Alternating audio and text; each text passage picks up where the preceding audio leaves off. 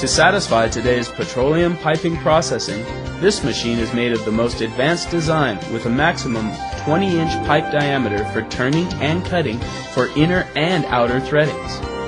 This machine has the following features.